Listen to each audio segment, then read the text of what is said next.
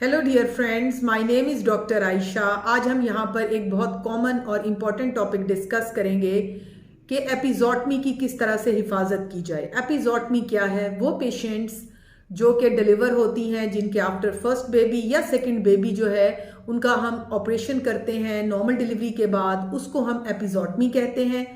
एपिजोटमी जो है ये आम तौर पे नॉर्मल डिलीवरी के बाद हम करते हैं। एक छोटी सी ऑपरेशन होता है और ये मिड लाइन स्कार भी हो सकता है और ये पोस्टीरियर वॉल ऑफ वजाइना और पेरिनियम के बीच में भी हो सकता है। यहाँ पर मैं आप पेशेंट्स जितने जो मुझे सुन रहे हैं मैं उनको बताऊंगी कि आप इस जख्म की हिफाजत किस तरह से करें। ये बहुत इंपॉर्टेंट है कि ये जगह ख़राब ना हो।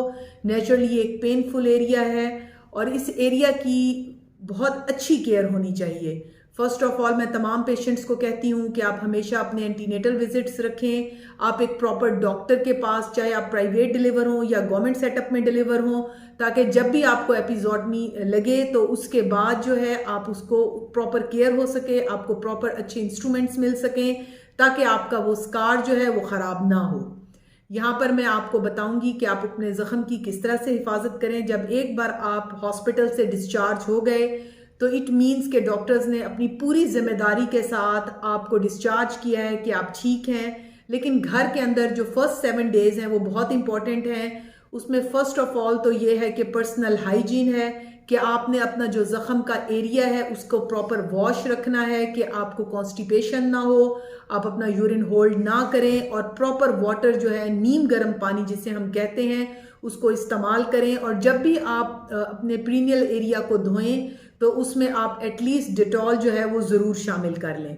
सेकंड इम्पॉर्टेंट चीज़ है वो ये है कि आपको जो भी हम क्रीम्स बताते हैं कि आप वहाँ पर लगाएं। चंद एक बहुत ही मशहूर क्रीम्स हैं जो हम डॉक्टर्स जो हैं प्रेस्क्राइब करते हैं। वो after washing of that area आपने वो क्रीम ज़रूर अप्लाई करनी है। थर्ड इम्पॉर्टेंट चीज़ है hot seats bath.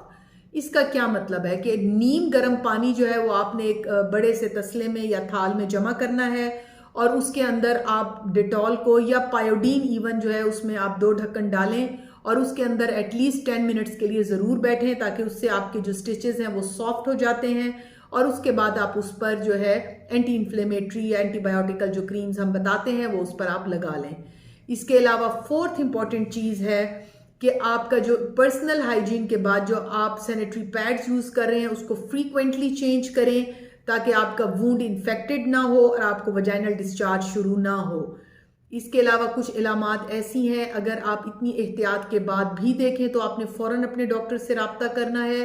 First of all अगर आपको प्रीनियल एरिया में यानी कि नीचे की जगह में कोई स्वेलिंग फील हो, हैवी ब्लीडिंग फील हो एंड सीवियर पेन हो, नेचुरली 2-3 दिनों के बाद पेन बेहतर होने लग जाता है, वूंड बेहतर होने लग जाता है, पेशेंट बेहतर हो जाता है।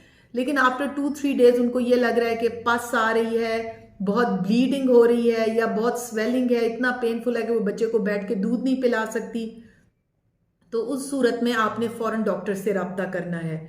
सो डियर लेडीज़, आपने हमेशा अपने एपिजोटमी स्कार की हिफाजत करनी है। अगर आपको कोई चीज़ उसमें एबनॉर्मल लगे तो आपने ज़रूर डॉक्टर से रब्ता करना है और जिस डॉक्टर ने आपको डिलीवर किया है कोशिश करें कि आफ्टर 7 डेज उसको रिविजिट करें ताकि वो आपका स्कार देख के आपको बता सके कि क्या अब आप ठीक हैं।